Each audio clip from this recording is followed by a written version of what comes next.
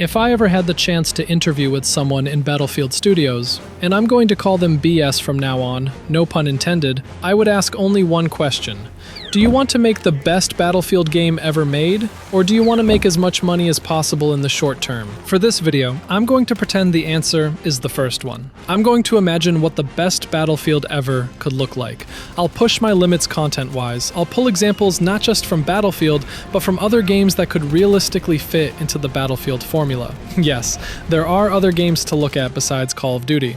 That might be surprising for BS, and I need to warn you, some of my suggestions will be utopian. We'll probably never get most of them, but this is an imagination video. Nothing is stopping me from throwing everything in my mind onto the table.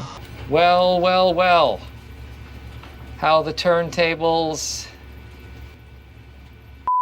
I'll separate this into two phases. The first part will focus on content I genuinely love to see, things that could be implemented without completely reinventing the game, and that most players would likely welcome. The second part will be the utopian section, ideas that would fundamentally shift core aspects of the game. Some people wouldn't like them, but again, this is my imagination. You can't blame me for thinking wide. Well, actually you can. That's what the comment section is for. Let's start with the most controversial topic, and the one that most missing features on my list tie back to in one way or another: the maps.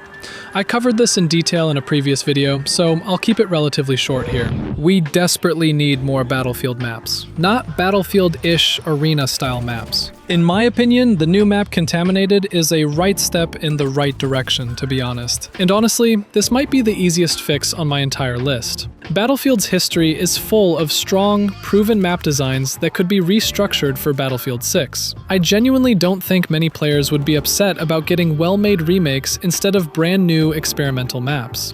BS, you're sitting on a goldmine that you haven't even properly touched yet. Now, maybe not the most universally important feature, but personally, one of my favorites: Commander Mode. This is a big one. Right now, there are very few FPS games that allow one player to act as a commander. First, Natural Selection, a hybrid RTS FPS where one player commands from a top-down perspective while others fight in first person. Second and third, Hell Let Loose and Squad. They're much closer to Battlefield, but more hardcore and far less approachable. From my perspective, there's a market gap here, and from a business standpoint, that's not a bad thing. In one of my previous videos, I talked about how trend chasing is slowly killing Battlefield in the long term. Battlefield shouldn't chase trends. Battlefield should be the trend. You introduced Commander Mode. Players loved it, and there's still room in the industry for it, so why not push it further? And actually, I do have some ideas to refine and improve the mode. First, we need a squads overhaul, and this is something we need regardless of whether Commander Mode exists or not, because the current system is missing very core features. For example, if you have more than 3 friends, you simply cannot join together properly. So how do we fix this? In my opinion, we need 2 approaches, and both of them have been done before, and both worked very well. The first one is the system Battle Log used in Battlefield 3.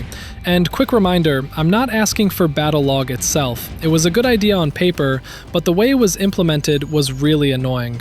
What I'm talking about is the party system it used. In Battlefield 3, squads were still limited to 4 players. However, you could form parties before joining a game with more than 4 people. Even if the game separated you into different squads, you could still see your party members highlighted in different colors from other players. So basically, you could all play together easily, even if you weren't technically in the same squad. That system worked. Playing with friends has never been this easy. I actually have another idea in mind about this issue, but I'll cover that in the second part of the video, so stick around for that. Now, my second approach is very simple. Increase the squad size to 5, like in Battlefield 4, or even to 6, like in Battlefield 2. There is literally no solid reason to limit squad size to 4. With these 2 changes alone, squad gameplay would immediately feel better. And if we connect these overhauls with an added Commander Mode, now we're talking about a game that is actually meaningful to play as a team. Now, I still understand the importance of the lone wolf playstyle. Most players today prefer to jump in solo, have fun for a bit, and then leave. But this approach does not damage the solo experience at all. It will still be there. It doesn't punish solo players. It doesn't punish the team either. We had 6-player squads and commander mode in Battlefield 2, yet there were still plenty of solo players. In fact, players could create their own squad, lock it so no one else could join, and effectively play solo. And that game was far more punishing towards solo players than Battlefield 6 is today, yet no one was complaining about it. So if it worked back then under harsher conditions, it can absolutely work now, especially since the core gameplay today is much more forgiving for solo players in its current state.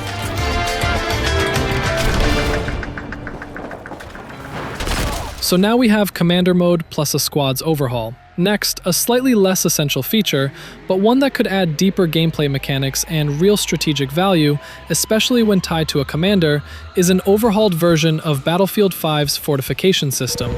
In Battlefield 5, players were able to build fortifications themselves.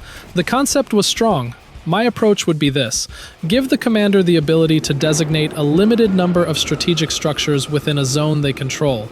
Then, through an improved fortification system, players would physically build those structures. But this idea is directly tied to the map design problem. In the current state of maps, it simply wouldn't work. Control points are too tightly packed, and they get captured too quickly. With the constant back and forth switching of objectives, a fortification system like this would collapse immediately. However, if we had slightly slower pacing and a wider flag distribution, this system could introduce real defensive depth into the game, instead of the current loop of capture and immediately rotate to the next point. I'll end the Commander Mode, Squad Overhaul, and Fortification topic here, and move on to the other missing features. But let me know in the comments, is this a realistic expectation, or am I already living in a utopia? So here comes another feature, and this one is actually 2 in 1: naval warfare and behemoths. We are being reinforced with a dreadnought. Again, I'll try to stay as realistic as possible, because I'm fully aware that naval warfare can sometimes feel meaningless and not worth the development effort. And that opinion comes directly from my own long-term experience with Battlefield 1942. In 1942, you could control submarines, destroyers, even aircraft carriers. And yes, having that level of control was incredibly cool. But if we're being honest, it wasn't always strategically important. Most of the time, people would just leave those vehicles where they were and focus on land combat instead. So I understand the risk. But Battlefield 1 did something incredible with this concept. It took naval warfare and integrated it into what I still think is the best comeback mechanic ever designed in the franchise: the behemoths. For those who didn't play Battlefield 1, behemoths were massive super vehicles that spawned when a team was losing by a significant margin, giving them one final opportunity to push back. They weren't overpowered in a broken way, they served a purpose. Yes, they were extremely powerful, but they were also very exposed. The winning team could still destroy them in time if they coordinated properly. It created tension without guaranteeing a reversal, and on maps that included the sea, the behemoth was a dreadnought. That's the perfect way to bring back 2 missing features as one single mechanic. Naval warfare returns, but not as a gimmick, as a meaningful comeback system. And at the same time, it solves another issue Battlefield 6 currently has: its own lazy comeback mechanic. Right now, Battlefield 6 simply slows the losing team's ticket bleed and accelerates the winning team's. That's it. That doesn't feel like a mechanic, it feels like a background number adjustment. It's invisible. There's no physical presence on the battlefield, no moment, no tension. Now, of course, this idea depends entirely on map design, again. At the moment, we don't even have maps that can actually support naval vehicles, so yes, the map issue hits one more time. But the concept doesn't have to stop at destroyers. On open field maps, it could be something like an AC-130 style gunship. On dense urban maps, a heavily armored multi-crew super tank. The principle remains the same: a mechanical comeback, not a statistical one. And speaking of multi-crew tanks, that leads directly into another missing piece: meaningful multi-crew vehicles.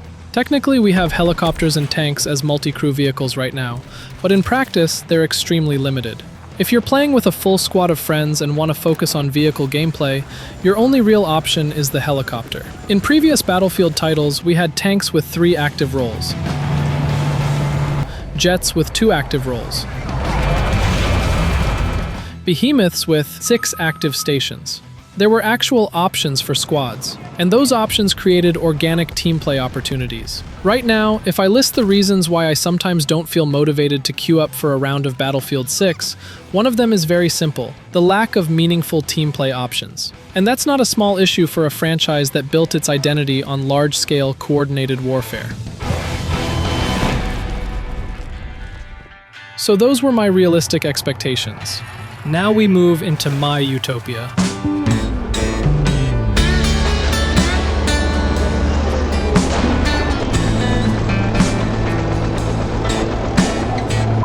We'll probably never see most of this in a Battlefield title, at least not in Battlefield 6. Let me start with something relatively simple, and it's purely about immersion.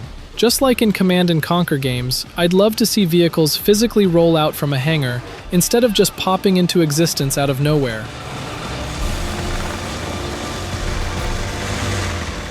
That was actually the case in Renegade multiplayer. And since I mentioned Renegade, let me immediately go a step further. The vehicle purchase system from Renegade could, in theory, be adapted into Battlefield. In Renegade, players earned credits by getting kills, damaging or destroying enemy vehicles, and attacking enemy structures. Those credits were then used to change classes or purchase vehicles. A similar concept exists in PlanetSide 2. Players have their own resource pool to spawn vehicles, and because of the massive scale of the game, you can have dozens of vehicles fighting in the same area at once. It's called an MMOFPS for a reason. Now, I'm not expecting Battlefield to turn into PlanetSide, but we already had something somewhat related in Battlefield 5, the squad point system, where players could call in reinforcements or vehicles. So the idea of tying resources to powerful assets isn't completely alien to the franchise. Requesting a smoke barrage on these coordinates. Finally, in the first part of the video, I mentioned that I had another solution for the squad issue. Here it is: platoons.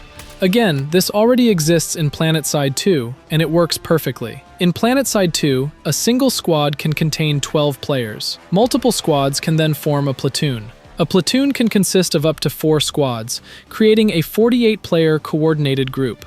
Now obviously that scale doesn't directly translate to Battlefield, but the system itself absolutely could. 2 4-player squads forming an 8-player platoon would immediately solve the "we have more than 4 friends" problem. A game released in 2012 can do this. So why can't Battlefield? And imagine expanding platoons further, adding small coordination perks, shared objectives, maybe additional communication tools. Alright, I'm going too far now. I'll stop before this turns into a full design document. So what do you think? At this point, even I admit I might sound a little delusional. But at the same time, I genuinely believe we have every right to expect the best from a AAA company.